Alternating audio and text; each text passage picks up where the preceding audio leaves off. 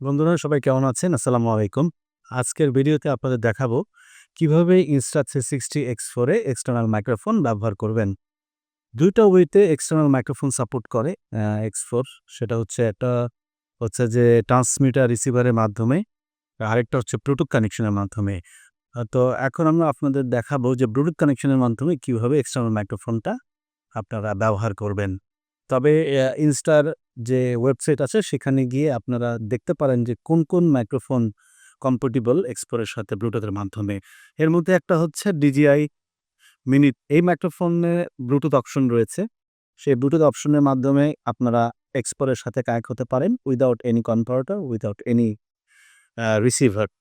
শুধুমাত্র ট্রান্সমিটারের মাধ্যমে এটা আপনারা কানেক্ট করতে পারেন।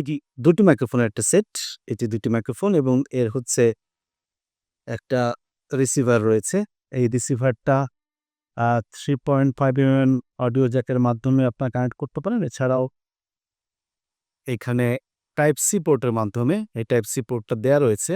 আর আসলে এখন লাইটনিং কেবল পোর্টগুলা আস্তে উঠে যাচ্ছে। কারণ iPhone নিজেও লাইটনিং কেবল থেকে টাইপ সি আ সরি লাইটনিং পোর্ট থেকে টাইপ সি পোর্টে কনভার্ট হয়েছে।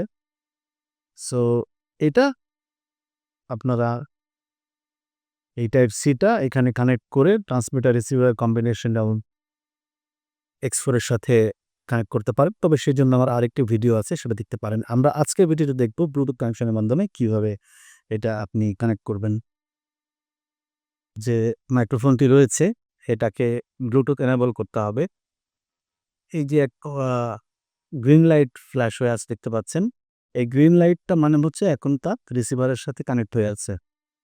মানে এটার সাথে এটা কম্বিনেশন হয়ে আছে। তো এটাকে আমরা ব্লুটুথ এনেবল করতে হবে। ব্লুটুথ এনেবল করার জন্য যে লিঙ্ক বাটনটি দেখতে পাচ্ছেন, এই লিঙ্ক বাটনে প্রেস করে ২ সেকেন্ড ধরে রাখতে হবে।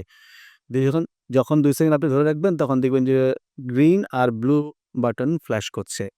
তো এর মানে হচ্ছে এখন আপনাদের X4 এর সাথে লিঙ্ক করার জন্য এটা এনেবল। তো এই হচ্ছে X4। এটা পাওয়ার অন করলাম। এখন আমরা মেনুতে যাব। মেনুতে গিয়ে এই যে ব্লুটুথ আইকনটাকে ক্লিক করলে এটাকে সার্চ করব। সার্চ করলে কিছুক্ষণের মধ্যে এটা শো করবে। হ্যাঁ, পেয়েছে DJI মাইক মিনি। তারপরে এটাকে আমরা পেয়ার করব। পেয়ার করার সাথে সাথেই ব্লুটুথ কানেক্ট হয়ে যাবে এবং দেখেন যে এখানে সলিড ব্লু হয়ে আছে অর্থাৎ এটা কানেক্টেড। এটা কানেক্টেড কিনা বোঝার আরেকটি উপায় আছে সেটা হচ্ছে এই যে উপরে যে বার দেখতে পাচ্ছেন, hello check 1 2 3 4 hello, hello, hello যে আমি মাইক্রোফোনে কথা বলছি, আ সেটা খুব সহজেই কানেক্ট হয়ে গেল। আমরা যদি রেকর্ড দেই কেমন শোনাচ্ছে দেখি। হ্যালো মাইক্রোফোন টেস্টিং 1 2 3 4 5 6 7 8 9 10 অর্থাৎ এটি এখন কানেক্টেড এবং খুব চমৎকারভাবে এটা অডিওটা রেকর্ড করছে।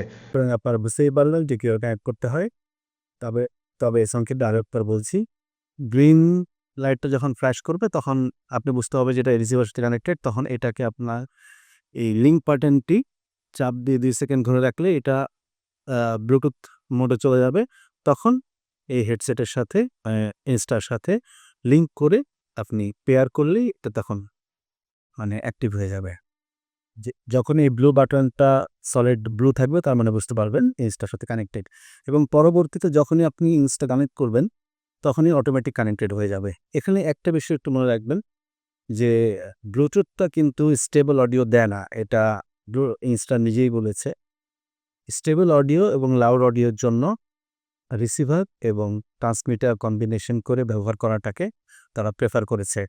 আর আমার অভিজ্ঞতা বলে যে আপনি যদি ভ্লগ বানান মানে মুভমেন্টের উপরে কোনো ভিডিও বানান যেমন মোটো ভ্লগ কিংবা বাসে করে যাচ্ছেন, গাড়িতে করে যাচ্ছেন কিংবা ট্রেনে করে যাচ্ছেন, সেক্ষেত্রে ব্লুটুথ কানেকশন ব্যবহার না করাই ভালো। কেননা জরুরি মুহূর্তে হয়তো অডিও ডিসকানেক্ট হতে পারে বা নয়েজ বেশি আসতে পারে, আপনার ভয়েসটা কম আসতে পারে। সেক্ষেত্রে এই যে রিসিভারটা রয়েছে, এই রিসিভারটার সাথে কানেক্ট করে আপনার মাইক্রোফোনটা ব্যবহার করে ভালো। Insta X4 নিয়ে যদি কোনো প্রশ্ন থাকে আমাকে করতে পারেন। সবাই ভালো থাকবেন। আল্লাহ হাফেজ।